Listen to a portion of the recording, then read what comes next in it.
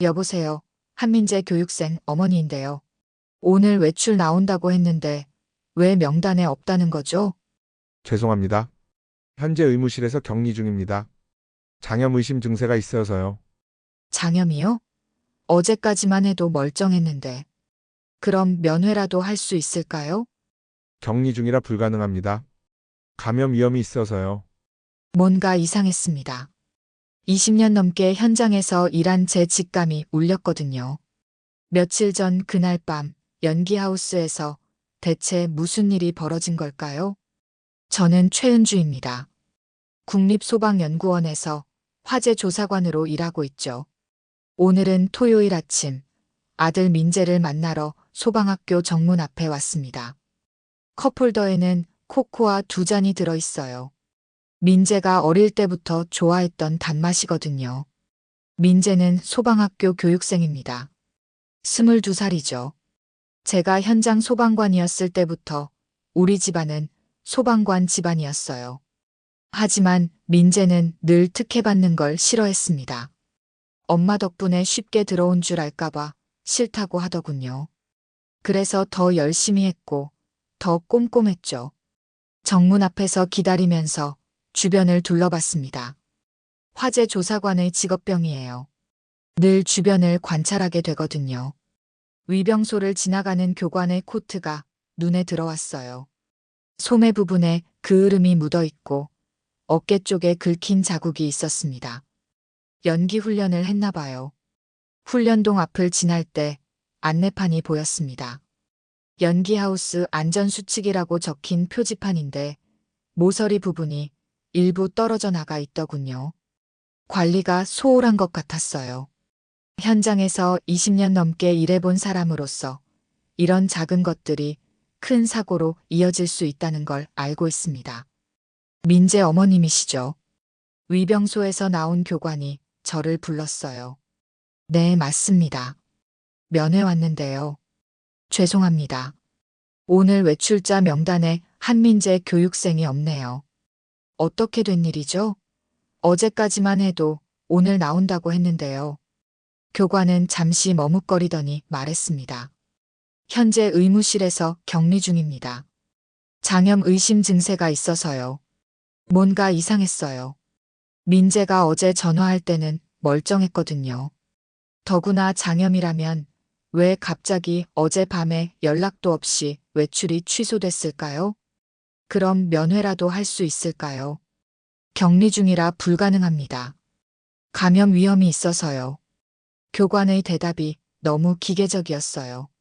눈도 제대로 마주치지 않았고요. 제가 20년 넘게 현장에서 일하면서 느낀 직감이 울리기 시작했습니다. 뭔가 숨기고 있다는 느낌이었어요. 언제쯤 나을 수 있을까요? 일주일 정도는 봐야 할 것 같습니다. 일주일이라고요? 단순 장염으로 일주일씩이나 격리한다는 게 말이 안 됐어요. 더구나 소방학교 같은 곳에서 감염 관리가 그렇게 허술할 리가 없죠. 저는 컵홀더를 들고 정문을 나섰습니다. 코코아 2잔이 그대로 남아 있었어요. 민재와 함께 마시려고 가져온 건데 혼자 마시게 생겼네요. 차 안에 앉아서 코코아를 한 모금 마셨습니다. 단맛이 입안에 퍼졌지만 기분은 씁쓸했어요. 핸드폰을 꺼내서 메모를 했습니다. 현장 조사관의 습관이죠. 교관 코트, 그을음 및 긁힌 자국, 훈련동 안전수칙 표지판 파손, 갑작스런 격리 조치, 면회 불허. 하나하나 적어나가면서 머릿속으로 연결고리를 찾아봤어요. 민재가 뭔가 곤란한 일에 휘말린 것 같았습니다. 하지만 제가 아는 민재는 규정을 어기는 아이가 아니에요. 오히려 너무 원칙적이어서 걱정될 정도였거든요. 그런 아이가 갑자기 격리된다는 게 이상했어요. 차를 몰고 집으로 돌아가면서 계속 생각했습니다. 과연 민재에게 무슨 일이 일어난 걸까요? 그리고 왜 학교 측에서는 이렇게 쉬쉬하려고 하는 걸까요? 현장에서 오래 일한 사람의 직감으로는 이게 단순한 장염 격리가 아니라는 확신이 들었어요. 집에 도착해서도 마음이 편하지 않았습니다. 남은 코코아 한 잔을 보면서 내일은 꼭 민재와 함께 마셔야겠다고 다짐했어요. 하지만 그러려면 먼저 진실을 알아야 했습니다. 다음 날 일요일 아침, 저는 다시 소방학교를 찾았습니다. 이번에는 좀 더 구체적으로 알아보려고 했어요. 의무실이 어디 있는지 물어보고 직접 가서 민재 상태를 확인해 보고 싶었거든요.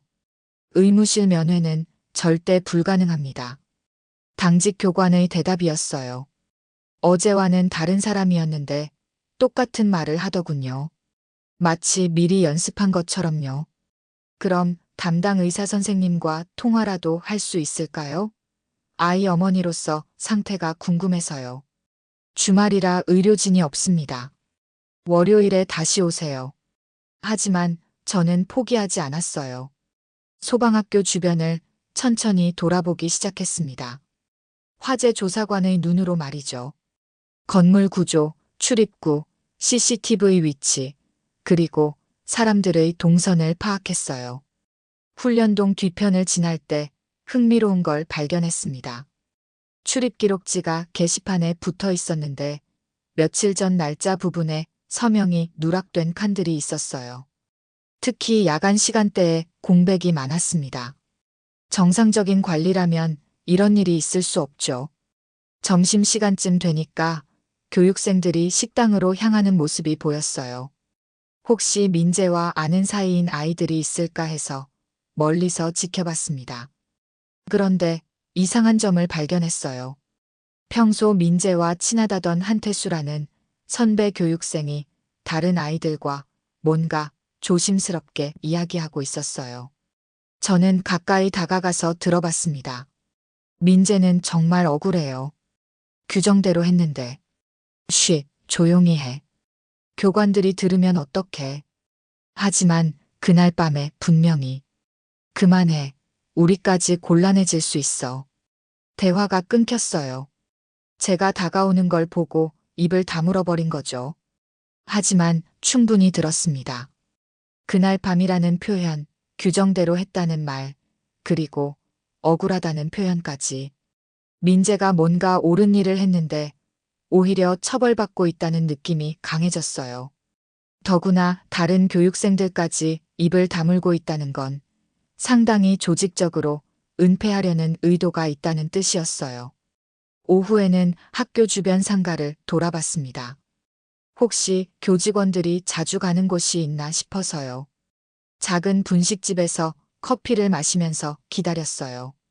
다행히 몇 명의 교관들이 들어왔습니다. 그 일 어떻게 정리됐어요? 일단 조용히 넘어갈 것 같아요. 다행히 부모가 별말 없이 받아들이는 것 같고. 하지만 혹시 나중에 문제되면 괜찮아요. 증거만 없으면 되니까. 제 심장이 쿵쾅거렸어요. 이건 분명히 민재 이야기였어요. 증거만 없으면 된다는 말은 뭔가 숨길 게 있다는 뜻이잖아요. 저는 조용히 핸드폰으로 녹음을 시작했습니다. 어차피 교육생 말을 누가 믿겠어요. 교관 말이 더 신빙성 있죠. 그래도 조심해야 해요. 요즘 세상이 어떤 세상인데. 알겠어요. 당분간은 조용히 지내겠습니다. 교관들이 나간 후 저는 한동안 그 자리에 앉아 있었어요. 분노가 치밀어 올랐지만 참았습니다. 감정적으로 행동하면 오히려 민재에게 해가 될 수 있으니까요.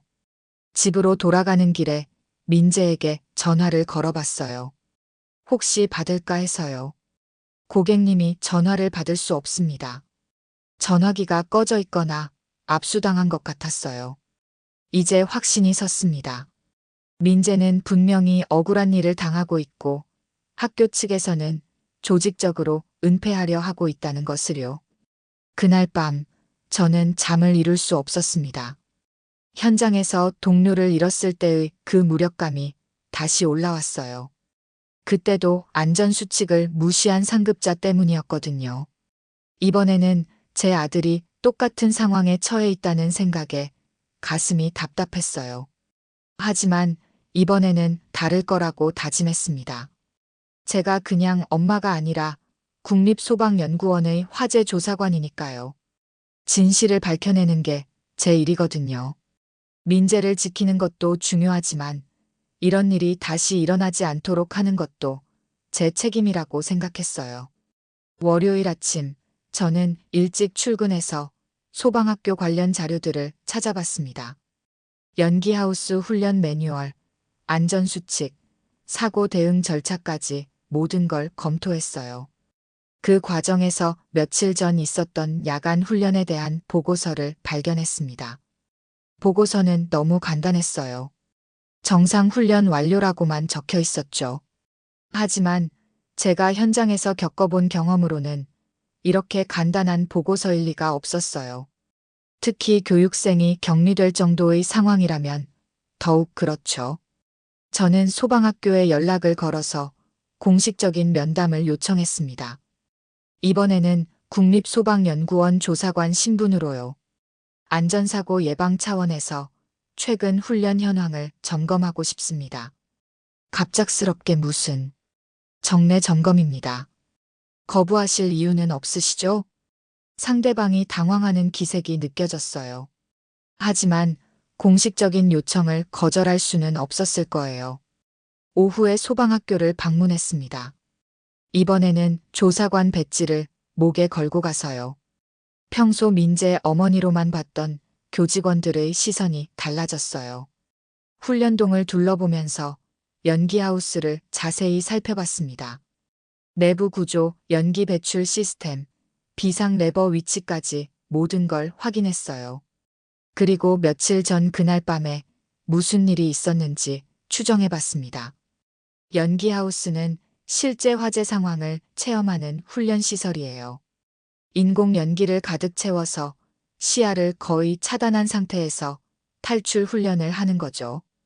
안전을 위해 엄격한 규정이 있어요. 출입 전 도어 체크, 내부 상황 확인을 위한 구호 절차, 그리고 비상시 즉시 연기를 배출할 수 있는 레버까지. 제가 현장에서 일할 때도 이런 훈련을 많이 했어요. 연기 속에서는 1m 앞도 보이지 않거든요. 그래서 절차를 정확히 지키는 게 생명과 직결되는 문제예요. 며칠 전 그날 밤, 민재는 야간 연기하우스 훈련에 참여했을 거예요. 제가 아는 민재라면 규정을 철저히 지켰을 거고요. 출입 전에 도어 체크를 했을 테고 내부에 사람이 있는지 구호로 확인했을 거예요. 안에 계신 분 있으세요? 민재가 3번 정도 큰 소리로 외쳤을 거예요. 매뉴얼에 따르면 응답이 없을 때까지 기다려야 하거든요. 그런데 만약 내부에 교관이 있었다면 어떨까요?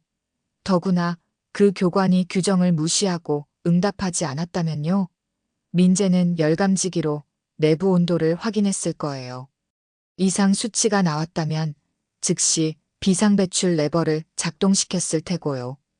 비상배출 레버는 강력한 팬을 가동시켜서 연기를 순간적으로 빨아내는 장치예요. 내부에 있던 사람이 준비하지 못한 상태라면 갑작스런 공기 흐름의 균형을 잃을 수 있어요. 아마 오기찬 교관이 그렇게 넘어져서 다쳤을 거예요. 그리고 자신의 규정 위반이 드러날까봐 민재를 격리시킨 거겠죠. 안전상 격리라는 명목으로요. 훈련동을 나오면서 한 가지 더 확인했어요. CCTV 위치와 사각지대를 말이죠. 연기하우스 내부에는 열화상 카메라가 있을 텐데 그 녹화 기록이 남아있을 거예요. 하지만 아마 지금쯤은 삭제되었거나 조작되었을 가능성이 높아요. 조사관님, 둘러보시니 어떠신가요? 담당 교관이 조심스럽게 물어봤어요. 전반적으로 양호해 보입니다만 몇 가지 개선 사항이 있네요. 어떤 부분인가요? 안전수칙 표시판이 노후화되었고 출입기록 관리가 허술해 보입니다. 그리고 CCTV 사각지대도 점검이 필요하고요. 교관의 얼굴이 굳어졌어요. 제가 뭘 노리고 있는지 눈치챈 것 같았거든요. 그날 저녁 집에서 그날 밤 상황을 정리해봤습니다. 민재는 분명히 규정대로 했을 거예요. 하지만 교관이 그 규정을 무시했고 그 결과 사고가 났어요. 그리고 이제 그 책임을 민재에게 뒤집어 씌우려 하고 있는 거죠. 현장에서 20년 넘게 일하면서 이런 일을 너무 많이 봤어요. 권위를 가진 사람이 실수하면 그 책임을 아래 사람에게 떠넘기는 일 말이죠. 하지만 이번에는 제 아들이에요. 절대 그냥 넘어갈 수 없었어요. 다음 날 저는 점심시간에 소방학교 근처 식당을 찾았습니다. 어제 교관들이 간다던 그 분식집이었어요. 혹시 또 다른 정보를 얻을 수 있을까 해서요. 12시가 조금 넘어서 몇 명의 교관들이 들어왔어요. 오기찬 교관도 보였습니다. 소매에 밴드를 붙이고 있었어요.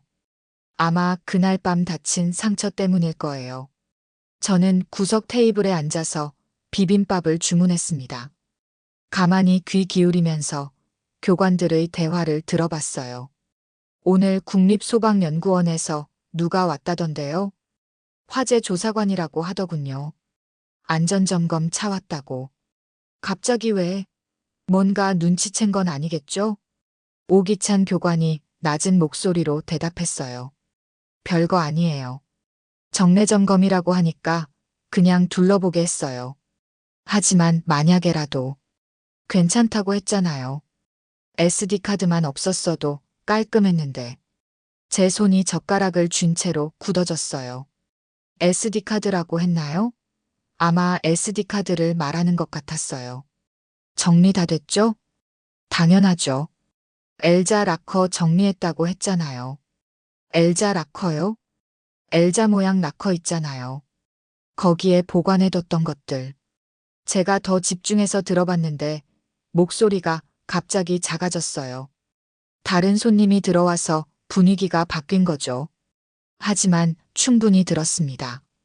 SD카드가 있었고 엘자 락커에 보관하다가 정리했다는 이야기요. 아마 그날 밤 훈련 상황을 녹화한 증거 자료일 거예요. 교관들이 나간 후에도 저는 한참 그 자리에 앉아 있었어요. 가슴이 두근거렸지만 표정은 평정을 유지하려고 했어요. 화재 조사관으로 20년 넘게 일하면서 배운 자세였거든요. SD카드가 핵심 증거라는 걸 알았어요. 그날 밤 연기하우스에서 벌어진 일들이 녹화되어 있을 텐데 그걸 삭제하거나 숨겼다는 뜻이었어요. 하지만 완전히 없애지는 못했을 거예요. 어딘가에 백업이 있거나 흔적이 남아있을 거예요. 엘자 락커라는 것도 중요한 단서였어요. 아마 훈련동 어딘가에 엘자 모양으로 생긴 락커가 있을 거예요. 거기에 증거물들을 보관하다가 급하게 정리한 것 같았어요. 오후에 다시 소방학교에 갔습니다. 이번에는 좀 더 구체적인 목적이 있었어요. 엘자 락커를 찾는 거였죠. 훈련동 곳곳을 둘러보면서 락커들을 살펴봤어요. 대부분 일반적인 직사각형 모양이었는데 한쪽 구석에 특이한 모양의 락커가 있었어요. 엘자 모양으로 꺾인 형태였죠. 가까이 가서 보니 17번 락커였어요. L-17이라고 표기되어 있었고요. 락커 주변을 자세히 살펴봤는데 바닥에 작은 먼지들이 있었어요. 최근에 뭔가를 급하게 치운 흔적 같았어요. 조사관님, 뭔가 찾으시는 게 있나요? 갑자기 뒤에서 목소리가 들렸어요. 깜짝 놀라서 돌아보니 한 교관이 서 있었어요. 아, 락커 시설을 점검하고 있었어요. 안전관리 차원에서요. 그렇군요. 필요한 게 있으면 언제든 말씀해 주세요. 교관이 가고 난 후 저는 L-17 락커를 더 자세히 살펴봤어요. 잠금장치 주변에 지문이 많이 묻어 있었고 최근에 자주 열었다 닫았다 한 흔적이 있었어요. 혹시 몰라서 락커 뒤편도 확인해 봤어요. 그런데 뒤쪽 벽면에 작은 틈이 있었어요. 뭔가 떨어뜨렸을 때 그 틈으로 빠질 수 있을 것 같았어요. 손전등을 비춰서 들여다봤는데 작은 플라스틱 조각이 보였어요. 핀셋으로 조심스럽게 꺼내봤더니 SD카드 케이스 조각이었어요. 아마 급하게 증거를 없애다가 떨어뜨린 것 같았어요. 이제 확신이 섰어요. 분명히 그날 밤 훈련 상황을 녹화한 SD카드가 있었고, 그걸 은닉하려다가 흔적을 남긴 거예요. 하지만 완전히 파괴하지는 못했을 거예요. 어딘가에 원본이나 백업이 남아있을 가능성이 높았어요. 집으로 돌아가는 길에 민재 생각이 났어요. 아직도 의무실에 격리되어 있을 텐데 얼마나 답답하고 억울할까요? 하지만 이제 진실에 한 걸음 더 가까워진 것 같았어요. SD카드의 존재를 확인했고 그들이 증거를 인멸하려 했다는 물증도 확보했거든요. 그날 밤 제 손이 미세하게 떨렸어요. 분노 때문일까요? 아니면 기대감 때문일까요? 아마 둘 다일 거예요. 민재의 억울함을 풀어줄 수 있다는 기대감과 이런 일을 저지른 사람들에 대한 분노가 함께 올라왔어요. 다음 날 아침, 저는 의무실을 한 번 더 시도해 보기로 했습니다. 이번에는 좀 더 구체적인 접근을 해보려고 했어요. 혹시 의료진 중에 양심적인 사람이 있을지도 모르니까요. 의무실 앞에 도착했을 때 마침 젊은 간호요원이 나오고 있었어요. 이름표를 보니 박다인이라고 되어 있었습니다. 실례합니다. 한민재 교육생 어머니인데요. 박다인이 잠시 주변을 둘러보더니 조심스럽게 대답했어요. 아, 그 교육생이요. 네, 상태가 어떤가요? 벌써 며칠째 격리 중인데요. 박다인의 표정이 복잡해졌어요. 뭔가 말하고 싶어 하는데 망설이는 것 같았어요. 장염 증세가 심한 건가요? 그게. 박다인이 말을 흐리더니 갑자기 작은 목소리로 말했어요. 잠깐만 기다리세요. 그리고는 의무실 안으로 들어갔다가 휴지 한 장을 가지고 나왔어요. 혹시 이거 필요하시면 가져가세요. 휴지를 건네주면서 손가락으로 뭔가를 가리켰어요. 휴지 모서리에 작은 글씨로 L-17이라고 적혀 있었어요. 제 심장이 쿵 뛰었어요. L-17. 어제 제가 확인했던 바로 그 락커 번호였어요. 고맙습니다. 저는 조용히 인사하고 그 자리를 떠났어요. 박다희는 직접적으로 말하지는 않았지만 충분한 힌트를 준 거였어요. 아마 민재의 상태가 단순한 장염이 아니라는 걸 알고 있을 거예요. 의무실을 나오면서 교육생들이 모여 있는 곳을 지나게 되었어요. 그때 한태수라는 선배 교육생이 저를 보더니 살짝 따라왔어요. 혹시 민재 어머니시죠? 네, 맞습니다. 한태수가 주변을 살피더니 낮은 목소리로 말했어요. 민재가 정말 억울해요. 그날 밤에 규정대로 했는데. 그날 밤에 무슨 일이 있었나요? 연기하우스 훈련이었어요. 민재가 3번이나 구호 요청했는데 교관이 대답을 안 했어요. 그래서 비상배출 레버를 작동시킨 거였어요. 한태수의 말로 그날 밤 상황이 더 명확해졌어요. 교관이 왜 대답을 안 했을까요? 글쎄요. 아마 규정을 무시하고 들어간 것 같아요. 그런데 민재가 레버를 작동시키니까 갑자기 연기가 빠지면서 넘어진 거죠. 그래서 다쳤다는 거군요. 네, 그런데 다음 날부터 민재를 격리시켰어요. 안전상 조치라고 하면서요. 한태수는 계속해서 더 중요한 정보를 알려줬어요. 그날 밤 CCTV 녹화도 이상했어요. 연기하우스 내부에는 열화상 카메라가 있거든요. 그런데 다음 날 확인해 보니까 그 시간대만 사라져 있었어요. 녹화가 사라졌다고요? 네, 시스템 오류라고 하던데 어떻게 그 시간대만 딱 오류가 날 수 있겠어요. 역시 제 예상이 맞았어요. 증거를 조작한 거였죠. 혹시 다른 증거는 없을까요? 한태수가 잠시 고민하더니 말했어요. 사실 민재가 그날 밤에 개인 녹음기를 가지고 있었어요. 훈련 복귀용으로 말이에요. 그런데 그것도 압수당했어요. 압수당했다고요? 네, 격리할 때 개인 소지품을 모두 압수했어요. 핸드폰, 녹음기, 일기장까지. 이제 전체 그림이 보였어요. 그들은 민재의 모든 증거물을 압수해서 은닉하고 공식 녹화 기록은 삭제했어요. 그리고 민재를 격리해서 외부와의 접촉을 차단한 거였죠. 한태수 교육생, 혹시 증언할 용기가 있나요? 한태수가 망설였어요. 당연한 반응이었어요. 조직 내에서 윗사람에게 불리한 증언을 한다는 게 쉬운 일이 아니거든요. 솔직히 무서워요. 저까지 문제가 될까봐. 하지만 민재는 억울하잖아요. 규정대로 했는데 처벌받고 있어요. 한태수가 한참 고민하더니 고개를 끄덕였어요. 생각해 볼게요. 하지만 제가 혼자서는 힘들 것 같아요. 다른 목격자도 있나요? 박다인 간호사님이 그날 밤 의무실에 계셨어요. 교관이 다쳐서 치료받을 때 말이에요. 아, 그래서 박다인이 힌트를 준 거구나 싶었어요. 그날 밤 상황을 직접 목격했을 테니까요. 오후에 다시 L-17 락커를 확인해 봤어요. 이번에는 좀 더 자세히 살펴봤습니다. 락커 내부를 들여다보니 완전히 비어 있었지만 바닥에 작은 스크래치 자국들이 있었어요. 뭔가 금속 물체를 급하게 긁어낸 흔적 같았어요. 락커 번호를 다시 확인해 봤어요.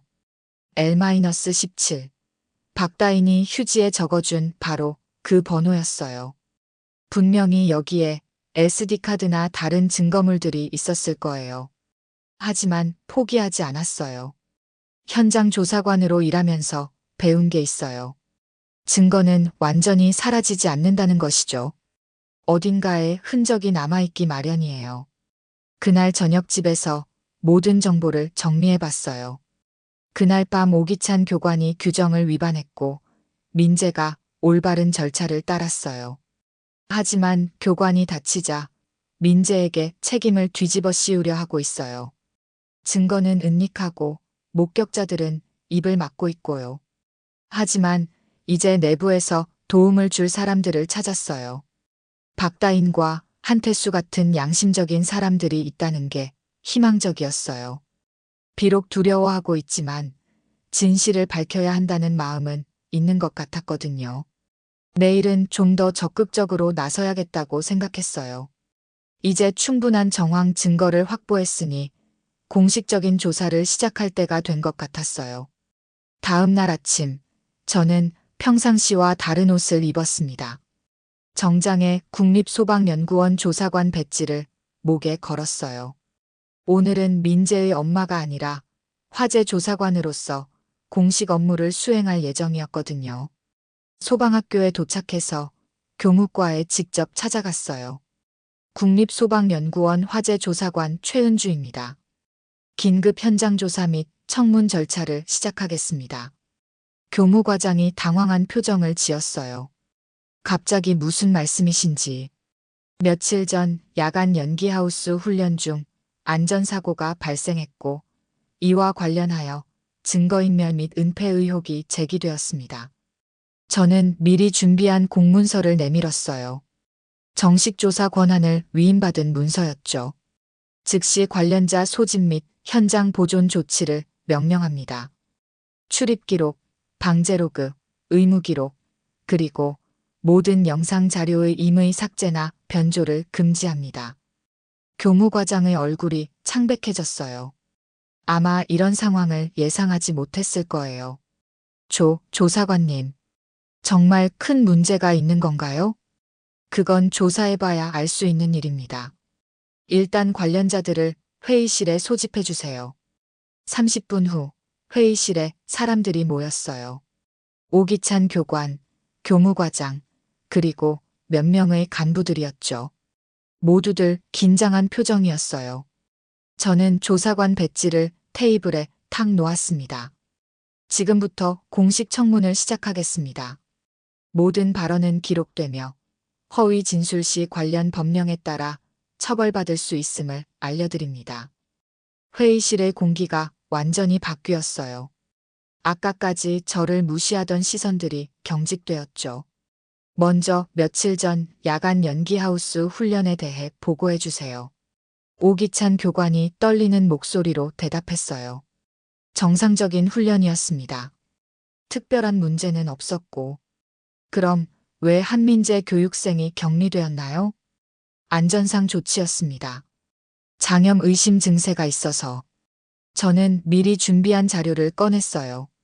박다인 간호요원에게 확인한 바로는 장염이 아닌 타박상 치료 기록이 있던데요. 오기찬 교관이 말문이 막혔어요. 그리고 L-17 락커에서 발견된 SD카드 케이스 조각은 어떻게 설명하시겠어요? 교무과장이 깜짝 놀라며 오기찬 교관을 바라봤어요. SD카드요? 무슨 카드 말씀이신가요? 연기하우스 내부 열화상 카메라 녹화 기록입니다. 그날 밤 시간대만 삭제된 것도 우연일까요? 이제 오기찬 교관의 얼굴이 완전히 하얗게 되었어요. 조사관님, 혹시 오해가 있는 것 같은데. 오해가 아닙니다. 증거는 충분합니다. 저는 박다인에게서 받은 정보와 한태수의 증언, 그리고 제가 직접 수집한 물적 증거들을 차례로 제시했어요. 한민재 교육생은 정확한 절차를 따랐습니다. 3번의 구호 요청, 열감지기 확인, 그리고 비상시 레버 작동까지 모든 것이 매뉴얼대로였어요. 하지만 반면 교관은 구호에 응답하지 않았고 안전수칙을 무시했습니다. 그 결과 사고가 발생했고 이를 은폐하려고 증거를 조작했어요. 회의실이 조용해졌어요. 오기찬 교관이 고개를 숙였습니다. 그리고 무엇보다 용납할 수 없는 건 올바른 절차를 따른 교육생에게 책임을 뒤집어 씌우려 했다는 점입니다. 저는 목소리를 높였어요. 이런 식으로 진실을 왜곡하고 은폐한다면 앞으로 누가 안전수칙을 지키려 하겠습니까? 규정대로 했는데 처벌받는다면 다음번에는 누가 용기를 낼 수 있겠어요? 교무과장이 조심스럽게 입을 열었어요. 조사관님, 그럼 앞으로 어떻게 해야 할까요? 즉시 한민재 교육생의 격리를 해제하고 모든 압수 물품을 반환하세요. 그리고 관련자들에 대한 징계 절차를 시작하고 재발 방지를 위한 시스템 개선안을 마련하세요. 오기찬 교관이 마침내 입을 열었어요. 죄송합니다. 제가 잘못했습니다. 사과는 민재에게 하세요. 그리고 앞으로는 권위라는 게 무엇인지 다시 생각해 보세요. 저는 잠시 숨을 고르고 계속했어요. 진짜 권위는 잘못을 숨기는 게 아니라 바로잡는 겁니다. 그리고 아래 사람들이 올바른 일을 할 수 있도록 지원하는 거예요. 회의가 끝나고 나서 저는 잠시 화장실에 들어가서 손을 씻었어요. 손이 떨리고 있었거든요. 긴장 때문일까요?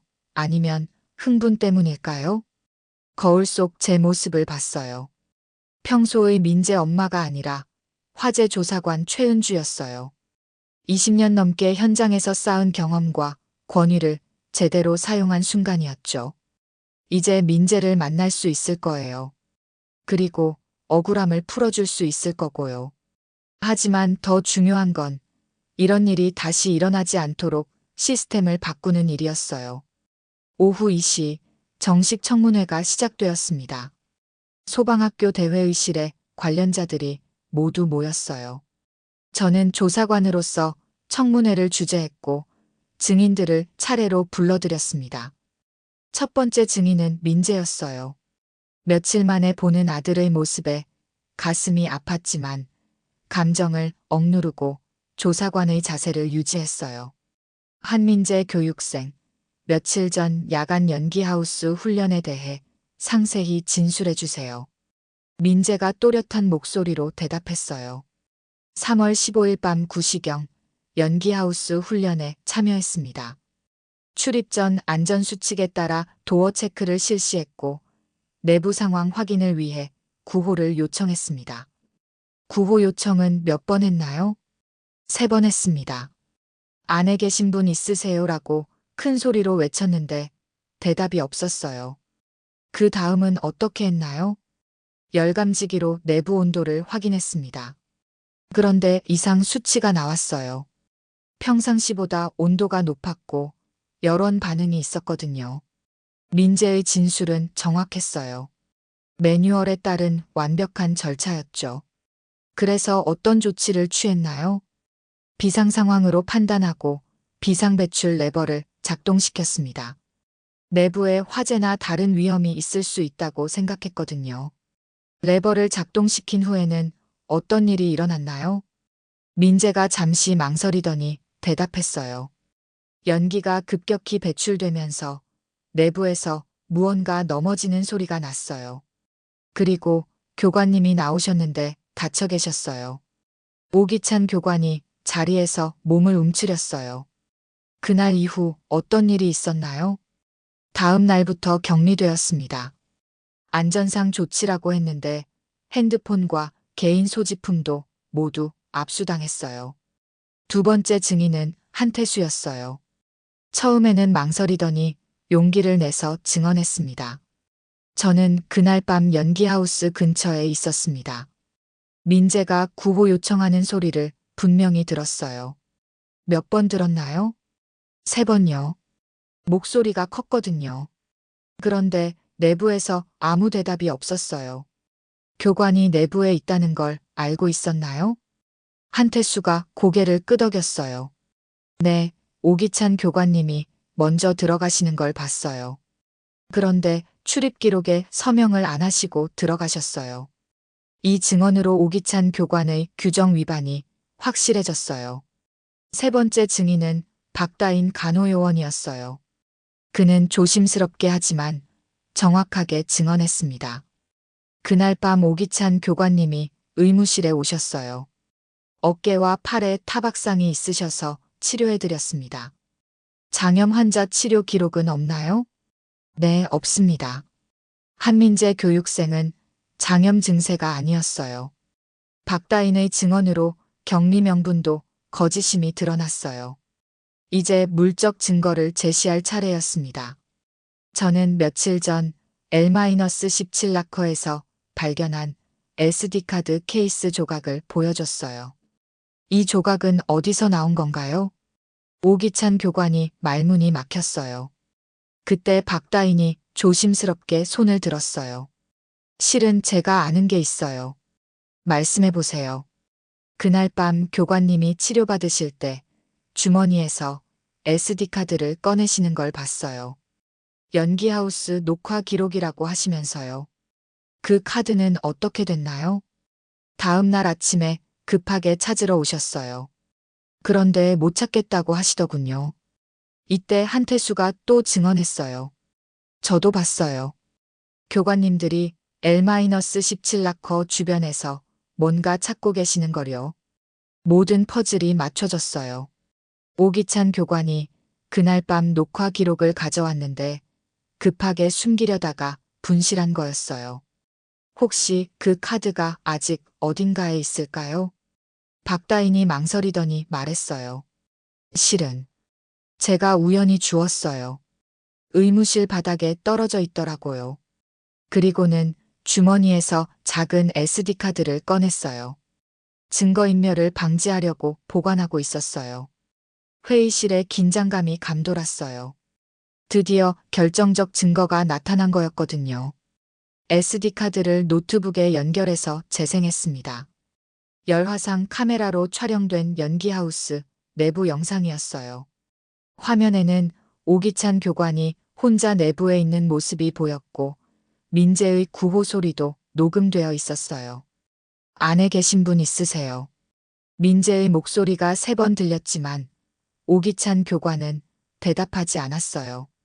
그리고 비상배출 레버가 작동되면서 급격한 공기 흐름에 넘어지는 모습까지 선명하게 기록되어 있었습니다. 오기찬 교관이 고개를 숙였어요. 죄송합니다. 제가 모든 걸 잘못했습니다. 구체적으로 무엇을 잘못했다고 생각하시나요? 출입 기록도 안 쓰고 들어갔고 구호에도 응답하지 않았어요. 그리고 사고가 나자 민재에게 책임을 뒤집어 씌우려 했습니다. 왜 그런 일을 했나요? 제 실수가 드러날까봐 두려웠어요. 그래서 증거를 숨기고 민재를 격리시켰습니다. 청문회가 끝나고 즉시 조치 사항이 발표되었어요. 민재의 격리 해제와 모든 압수 물품 반환, 오기찬 교관의 징계 회부, 그리고 안전수칙, 재정비까지. 무엇보다 민재가 모범 교육생으로 표창받게 되었어요. 올바른 절차를 따른 것에 대한 인정이었죠. 진실이 모든 연기를 걷어낸 순간이었습니다. 일주일 후 토요일 아침, 저는 다시 소방학교 정문 앞에 서 있었습니다. 이번에도 컵홀더에는 코코아 2잔이 들어 있었어요. 하지만 일주일 전과는 모든 게 달랐습니다. 민재가 정문에서 나오는 모습이 보였어요. 며칠 만에 보는 아들의 얼굴에 밝은 미소가 있었어요. 억울함이 풀린 표정이었죠. 엄마, 민재야, 고생 많았구나. 우리는 일주일 전처럼 근처 카페로 향했어요. 같은 자리에 앉아서 코코아 2잔을 마주 놓고 앉았습니다. 엄마, 고마워요. 엄마가 아니었다면 계속 억울했을 거예요. 뭘 당연한 일을 했을 뿐이야. 내가 규정대로 한 건데 왜 처벌받아야 해? 민재가 코코아를 한 모금 마시며 말했어요. 처음에는 정말 혼란스러웠어요. 분명히 매뉴얼대로 했는데 왜 저만 격리되는지 이해할 수 없었거든요. 힘들었겠구나. 네, 특히 다른 교육생들이 저를 피할 때가 제일 힘들었어요. 뭔가 잘못한 사람처럼 취급받는 기분이었어요. 저는 민재의 손을 잡았어요. 하지만 이제 모든 게 정리됐어. 내가 옳았다는 것도 공식적으로 인정받았고, 네, 오기찬 교관님도 사과하셨어요. 진심으로 뉘우치시는 것 같았어요. 그렇게 말하는 민재의 모습에서 성숙함이 느껴졌어요. 억울함을 겪었지만 상대방을 원망하지 않는 마음이요. 민재야, 이번 일로 뭔가 깨달은 게 있니? 민재가 잠시 생각하더니 대답했어요. 규정이라는 게 단순한 규칙이 아니라는 걸 알았어요. 사람의 생명을 지키는 원칙이라는 거요. 맞아. 그래서 절대 타협하면 안 되는 거야. 그리고 권위 있는 사람이 잘못했을 때 더 큰 용기가 필요하다는 것도 배웠어요. 저는 민재의 말에 고개를 끄덕였어요. 엄마가 이번에 보여준 것처럼 진짜 권위는 잘못을 덮는 게 아니라 바로잡는 거라는 걸 깨달았어요. 창밖으로 소방학교가 보였어요. 훈련동 앞에 새로운 안내판이 설치되어 있었어요. 도어 체크 및 구호 절차 필수 준수라고 크게 적혀 있었죠. 저기 봐, 안내판이 새 걸로 바뀌었네. 네, 그리고 출입구 옆에도 안전수칙이 상시 표기되도록 바뀌었어요. CCTV 사각지대도 모두 보완했고요. 민재의 말에 뿌듯함이 느껴졌어요. 이번 일이 단순히 민재의 억울함을 푸는 것에서 끝나지 않고 시스템 개선으로 이어진 거였으니까요. 그리고 앞으로는 모든 훈련 기록이 실시간으로 백업되도록 바뀌었어요. 증거 조작이나 삭제가 불가능하게 된 거죠. 다행이구나. 이제 다른 교육생들도 안심하고 훈련받을 수 있겠네. 민재가 고개를 끄덕이며 말했어요. 한태수 선배도 고마워했어요. 처음엔 무서워했는데 결국 용기 내서 증언하길 잘했다고 하더라고요. 박다인 간호사님은 어때? 정말 대단하세요. 증거를 보관해 주신 덕분에 진실이 밝혀진 거잖아요. 조직 내에서 옳은 일을 한다는 게 얼마나 어려운지 알았어요. 저는 코코아를 한 모금 더 마시며 생각했어요. 이번 일을 통해 정말 많은 것들이 바뀌었어요. 민재도, 학교 시스템도, 그리고 저 자신도요. 민재야, 앞으로도 이런 상황이 생기면 어떻게 할 거야? 민재가 망설임 없이 대답했어요. 규정대로 할 거예요. 설령 윗사람이 싫어해도, 주변에서 뭐라고 해도요. 사람의 생명이 걸린 일인데 타협할 수 없잖아요. 혹시 또 억울한 일을 당하게 될지도 모르는데 괜찮아요. 이번에 깨달았어요. 옳은 일을 하는 사람에게는 반드시 도움의 손길이 나타난다는 걸요. 민재의 말에 가슴이 뭉클했어요. 이 아이가 이번 시련을 통해 정말 많이 성장했구나 싶었거든요. 그리고 엄마 같은 사람이 있으니까 무섭지 않아요. 진짜 권위가 뭔지 보여주셨잖아요. 저는 잠시 말을 멈추고 창밖을 바라봤어요. 소방학교에서 교육생들이 훈련하는 모습이 보였어요. 이제 그들은 더 안전한 환경에서 올바른 절차를 배울 수 있을 거예요. 민재야, 엄마도 이번에 많이 배웠어. 뭘 배우셨어요? 권위라는 게 지위나 직책에서 나오는 게 아니라는 걸 깨달았어. 진실을 지키고 옳은 일을 할 때 생기는 거더라고. 민재가 고개를 끄덕였어요. 그리고 혼자서는 할 수 없는 일도 여러 사람의 양심이 모이면 가능하다는 것도 배웠고.